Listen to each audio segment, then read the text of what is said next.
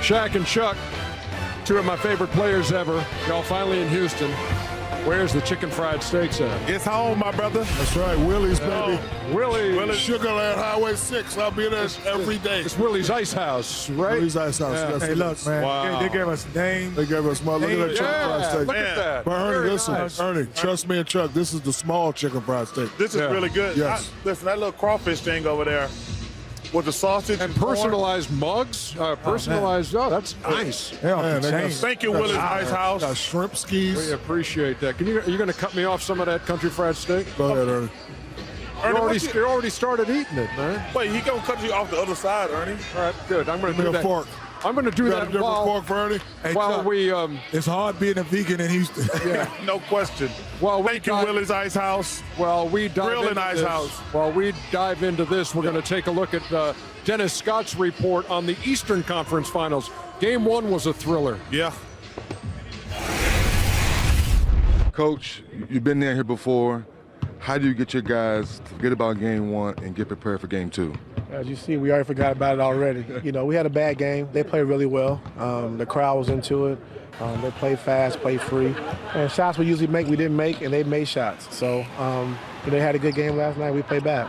How do you change that competitive spirit? That's one of the things you talked about last night when you saw your guys lose that, you didn't like it. Well, I just think, when we're not making shots, we still got to defend. And I think that's what hurt us. I think missing shots early kind of carried over to our defense, and we allowed them to score too easy. I think in the first half we were a little soft, and I mentioned after the game yesterday, just letting a few of their guys just get open looks and get a good feel, and they've been playing extremely well throughout these playoffs. A number of players been stepping up for them, and we just need to be better at I think really forcing issues, the wrong thing to say on the defensive end, but making them feel us and just being better.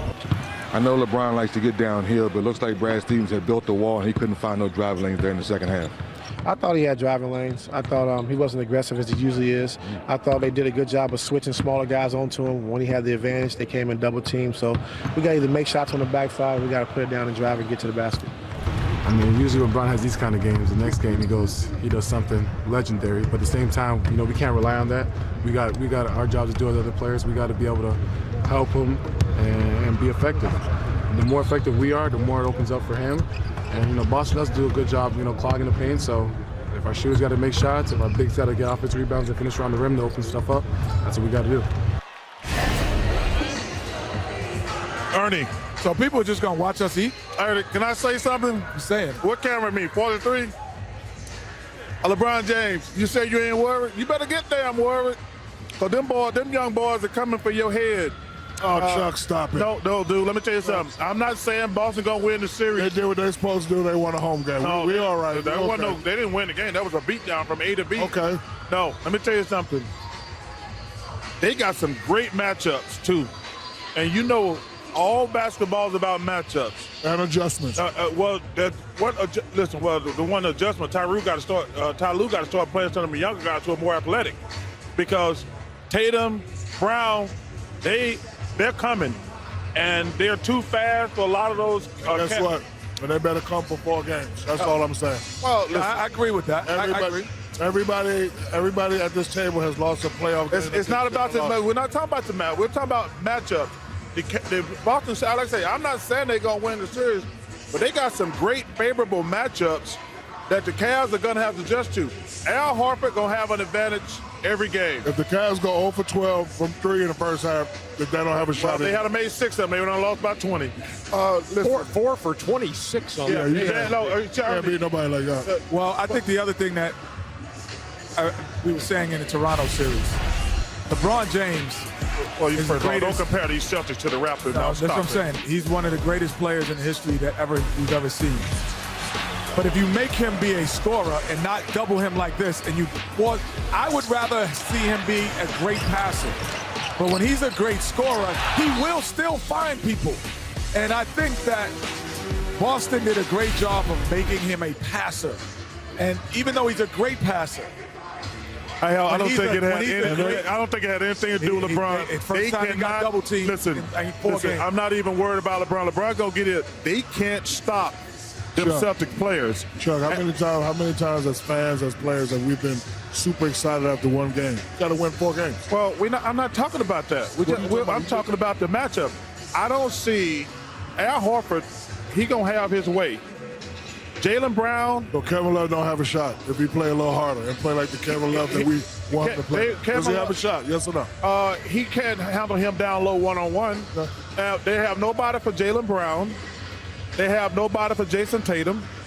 They have some physical advantages that the Cavs, if they played this unit they're playing now, can't match up with them. Like I say, I'm not saying Boston gonna win the series, but there are some physical advantages that the Celtics have. I'm just saying after one game. I'm just talking about the matchups, big fella. Can I finish my statement, big dog? No, I don't want to hear you. Okay, well. Big fella, big dog. Okay, go ahead. I'm just saying after one game, we don't get super excited. Yeah. They play well, they did what they're supposed to, but they still got to do 3 more games. You have to see if the adjustment you make works. And then that's when the panic button comes. Because, okay, well, you might have caught me off guard.